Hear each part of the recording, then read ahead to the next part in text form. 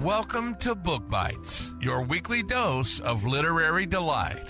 We dive into Amazon's top-selling books, giving you the lowdown on what's hot and what's not.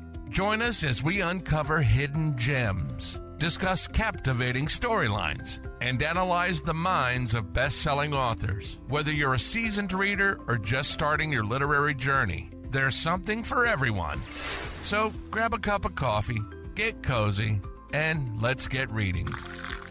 All right, welcome back, everyone, to another deep dive. And this time we're going to be looking into something really interesting. It's Clare Leslie Hall's novel, Broken Country. Yeah. Now, our listener is looking to really uncover the core of this novel. Right. And to understand the key themes and what makes it so captivating. Yeah. So what we have today is a bunch of different things. We've got research, we've got reviews, we've even got some pretty in-depth analyses of the text. Okay. So that's more than enough for us to unpack this whole Broken Country thing. Definitely sounds like it, yeah. So what I thought we could start off with is something that really stood out to me when I was kind of looking over the research.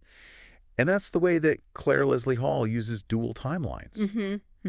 You know, because it's not just about creating that kind of mysterious atmosphere. Right. It's about revealing the protagonist, Beth's character. Yeah, it's interesting how she does that, right? It's like each jump back and forth between the past and the present kind of adds a new layer to who Beth is. It's like we see her younger self, you know, in love with Gabriel, and then we see her present life with Frank. Exactly. Though. But it feels like these aren't just simple flashbacks, are they? No, they're definitely not. I mean, did you notice how Hall slowly kind of reveals a key secret about Beth's past using those shifts? It's like each little piece of information you get just keeps you guessing, and you really want to know how it all fits together in the end. It's true. It's true. It also, I think, it adds some depth by contrasting, you know, the experience of love and youth versus adulthood. It really makes you kind of question, how much do we really change over time? Okay, so it's more to it than just a plot device. Yeah. It makes me think about how our past selves, you know, kind of inform who we are today. Right, exactly. And speaking of past and present, I mean, the sources all seem to agree that Beth's relationships are like so central to this story. Oh, absolutely. Yeah. I mean, you've got Gabriel, who represents that kind of, you know, passionate first love. And then you've got Frank, who represents kind of, I guess, the stability of her adult life. Right. But one thing that really stuck out to me was the theme of loss. Yeah. Particularly the loss of a child that seems to just permeate everything. Oh, absolutely. It affects all of Beth's choices, and it really shapes her entire, you know, view of the world. You know what? It makes me wonder if the loss of their child is that broken country that the title refers to. Right. It's not just like a physical place, right? Yeah. It's like this fractured emotional landscape that they both inhabit. That's a really insightful observation. I think you're right. That adds a whole other layer of meaning to the story, doesn't it? It does, yeah, definitely. And speaking of like the setting of the story, because I mean, the English countryside is a pretty important part of this whole thing, isn't it? Oh, yeah, for sure. And the sources really highlighted that quite a bit. What really struck me was the way that they described it as both beautiful and isolating at the same time. Right. It's a kind of juxtaposition, right? Yeah. Have you thought about how those descriptions of like the vast empty moors might mirror the feelings that Beth has, those feelings of loneliness after losing a child? Right. It's almost like Hall isn't just describing a setting. She's using it to reflect Beth's inner state, you know? Wow, that's really powerful when you think about it that way. Yeah. So the setting isn't just like a pretty backdrop.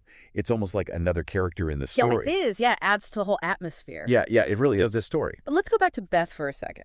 Okay. Because, I mean, reading through the research that we have, everybody seems to agree that she's a really well-developed character. Yeah, sure. Yeah. I mean, her complexity, the tough choices that she has to make, her internal conflicts. All of that really makes her relatable. Yeah. And keeps us engaged. Definitely. But then there's this added layer of Gabriel and Frank, and the sources mention some tension between them. Yeah. So how do you think Hall uses those contrasting personalities to explore the themes of love and loss? I think Gabriel represents kind of a past that Beth can't fully escape. Okay. It's like a what if scenario. And his presence constantly reminds her of, you know, a different path that she could have taken, a life that wasn't touched by tragedy that she experienced with Frank. Yeah. And this forces her, and I think us as readers, to confront the idea that love and loss are often kind of intertwined. Yeah. You know, like one can't exist without the other. So Gabriel's more than just this first love. Yeah. He's a representation of a lost possibility. Exactly. I mean, it almost makes you think about your own life choices, doesn't it? Yeah, it really does. Yeah. But we can't forget about the plot, right? Because our sources mention twists and turns and a real sense of suspense. Yeah, Broken Country is really cleverly structured, you know? Yeah. You've got that central mystery surrounding Beth's past. Right. And then you've got all the drama that's unfolding in her present life. These secrets just keep resurfacing, impacting relationships, pushing these characters towards a breaking point. It's true. It's that constant tension, that anticipation of what's going to happen next that really keeps you hooked. Yeah, and I can't forget those descriptions of Hall's writing style. Yeah. Words like lyrical and evocative were used quite a bit. And rightfully so. I mean, Yeah. she really uses language to create this immersive experience, you know? Yeah. Think about those descriptions of the countryside, the way she captures the changing light and that sense of isolation and just draws you in and allows you to, you know, really inhabit that world with the characters. Okay, so we've covered a lot. Yeah, we have. We've covered the dual timelines. We've talked about those really complex relationships, the impactful setting, even the suspenseful plot. Right. So, in the end, what do you think stands out to you the most about Broken Country? I think for me, it's how Hall manages to so seamlessly blend romance and suspense. It's not just a love story. Yeah. It's not just a thriller. Right. It's about those lasting effects of our choices, the complexities of human relationships, the power of secrets. And all of that is wrapped up in this beautifully rendered setting. Yeah. And delivered with prose that just completely pulls you in. It sounds like Broken Country is one of those books that just stays with you Oh, it is. long after you finish reading it. Yeah. It definitely makes me want to dive in and explore all those layers myself. You should. And, you know, I'd say really pay attention to how she uses language to create that immersive experience. Oh. You know, think about the specific words she chooses, the imagery, how it all contributes to the emotional impact of the story. That's a really, really great takeaway for our listeners. Broken Country is a novel that rewards that kind of close reading.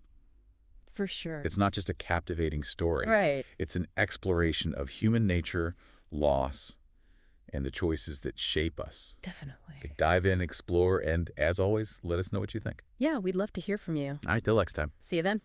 That's all for this episode of Book Bites. We hope you enjoyed our review, and if you did, please like, share, and follow our podcast. And don't forget to leave a comment with your thoughts on the book.